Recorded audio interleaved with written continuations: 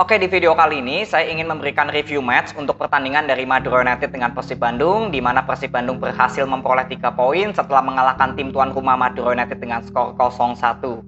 Dengan hasil ini Madura United terancam ya bisa keluar dari 4 besar karena Rans, PSIS, dan Bali United ini baru bermain besok. Sedangkan selisih poin dari Madura United dengan ketiga tim ini hanya 1. Ya, jadi ini posisinya terancam. Lalu Madura United juga dalam 3 pertandingan secara beruntun ini mendapatkan kekalahan ya. Jadi sangat disayangkan sekali Madura United justru harus mendapatkan hasil inkonsistennya lagi.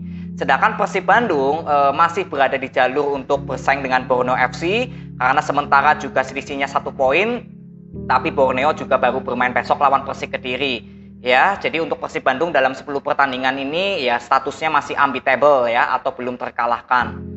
Nah, kalau kita lihat di pertandingan ini sebetulnya banyak sekali yang saya bisa pelajari atau ambil kesimpulan dari evaluasinya Sousa dengan evaluasinya Hodak. Kalau kita lihat di babak pertama selama 45 menit, sebetulnya kedua tim ini sama sekali nggak terlalu banyak peluang. Paling hanya ada dari Persib Bandung dari Ciro ya yang melakukan shoot tapi bolanya masih ke tepi Satria Tama. Sisanya hampir nggak ada peluang emas lagi yang tercipta ya, paling peluang-peluang setengah. Artinya di sini sistem dari kedua tim ada yang nggak berjalan. Dari Madura United, sektor yang nggak berjalan yaitu di sektor sayap, terutama dari sektornya Lulinha.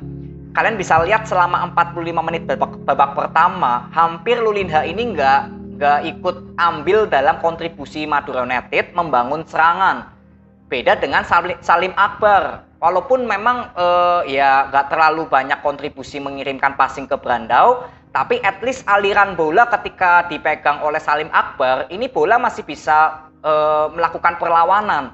Yang artinya pergerakan Rivera, Brandao, atau mungkin Guntur yang bermain di back kiri, ini masih ada celah untuk melakukan gerakan tanpa bola. Karena aliran bolanya hidup dari Salim Akbar. Sedangkan dari Lulinha ini hampir nggak terlihat.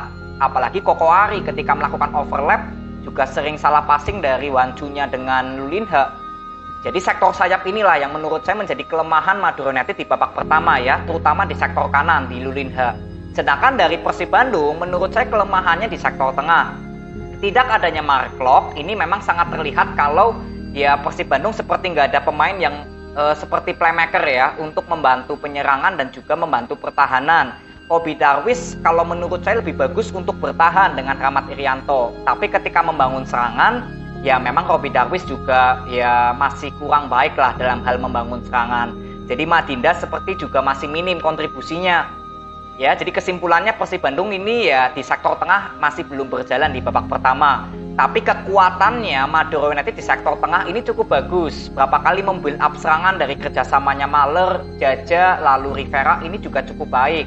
Ya, sedangkan dari Persib Bandung yang menurut saya cukup baik di sektor sayap. Ya, kerjasama dari Ciro dengan Iputu Gede maupun Edo dengan Fred Butuan, ya ini masih bisa ya memperbahayakan pertahanan Madura United. Ya, jadi untuk babak pertama ya secara singkat saja kesimpulan saya Madura United harus ada evaluasi di sektor sayap, terutama ya di sektornya Lulinha.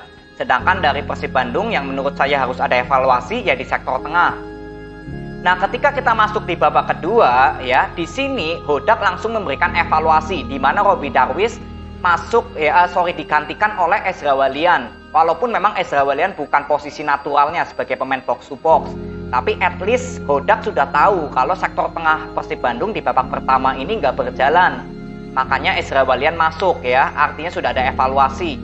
Sedangkan dari Madura United justru Salim Akbar yang diganti oleh Malik Rizaldi, bukan Lulinha. Tapi saya masih menunggu apakah Malik Rizaldi yang akan bermain di kanan dan Lulinha digeser ke kiri. Karena kan di babak pertama nggak terlihat nih Lulinha di posisi kanan. Jadi saya masih menunggu apakah memang pergantian posisi aja dari Malik Rizaldi dengan Lulinha. Ternyata di sini nggak ada pergantian formasi. Lulinha masih tetap bermain di sayap kanan. Dan kalian bisa lihat selama babak kedua bermain ya Lulinha itu juga masih 0 kontribusinya. Ya, kalau nggak kalah duel dengan Edo, ya bolanya keluar atau goal kick. Itu yang terjadi dari perannya Lulinha. Hampir nggak mengambil kontribusi dalam membuild up serangannya Madura United. Inilah yang saya pertanyakan dari evaluasinya Sousa di babak pertama. justru Salim Akbar yang menurut saya masih lebih banyak kontribusinya daripada Lulinha, tapi Salim Akbar yang justru diganti. Ya, lalu yang nggak berselang lama, Persib Bandung tetap melakukan evaluasi dari Hodak. Fred Butuan diganti oleh Beckham Putra. Ini juga dilakukan penyegaran karena Fred Butuan sudah tampil ya, belum bisa memecahkan kebuntuan ya untuk penyerangannya Persib Bandung. Makanya Beckham Putra bermain. Ya ini saya bilang hanya melakukan penyegaran aja, melakukan pergantian pemain ini.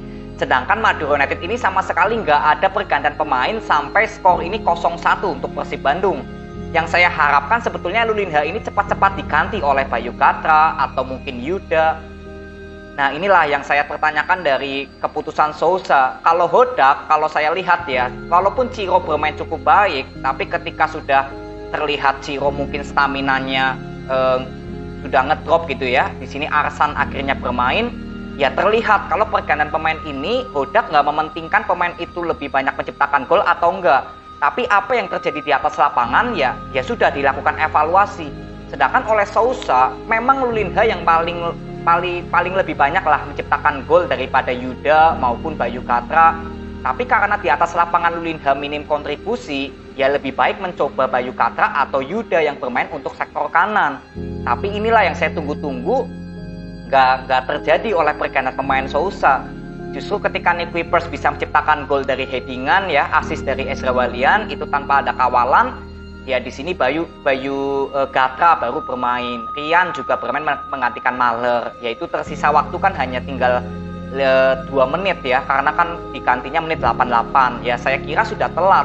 Kenapa nggak pada saat kedudukan masih 0-0 dan terlihat kalau Madura United di sektornya Lulinha nggak berjalan, kenapa nggak dilakukan penyegaran loh? Ini pertanyaan saya. Sedangkan dari Persib Bandung di bawah Hodak, ini sudah langsung melakukan penyegaran seperti Fred Butuan diganti Beckham, lalu Ezra Walian yang masuk menggantikan Robbie Darwis. Ini kan sudah ada penyegaran atau evaluasi. Sedangkan dari Sousa ini nggak ada gitu loh.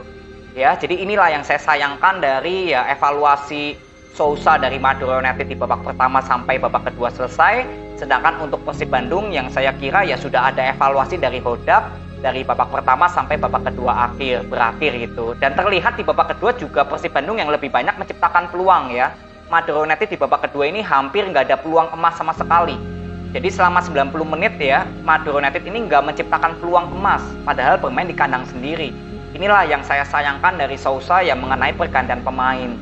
Ya, jadi untuk Persib Bandung selamat ya, kalian mendapatkan 3 poin. Dengan hasil ini Persib Bandung tetap berada di jalur untuk ya bersaing dengan Borneo FC dan tetap berada di 4 besar, 10 pertandingan tanpa terkalahkan dengan permainan cepat. Ya ini cukup bagus dan menurut saya kuncinya ya evaluasi di pergantian pemainnya Hodak ya. Ketika Ezra Walian masuk, Beckham Putra masuk, ini ya menurut saya sudah ada evaluasi dari Hodak. Sedangkan untuk Madura United tetap semangat ya dengan kekalahan ini ya.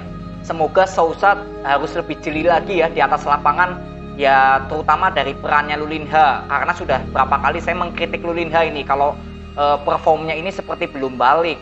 Berapa kali nggak terlalu banyak untuk berkontribusi membuild up serangan, lebih banyak menunggu gitu loh. Ini yang saya sayangkan dari seorang pemain sayap ya. Jadi inilah yang mungkin saya bisa ambil dari pertandingan Madura United dengan Persib Bandung ya. Jadi ini aja video yang saya bisa berikan kepada kalian. Terima kasih, semoga bermanfaat. See you.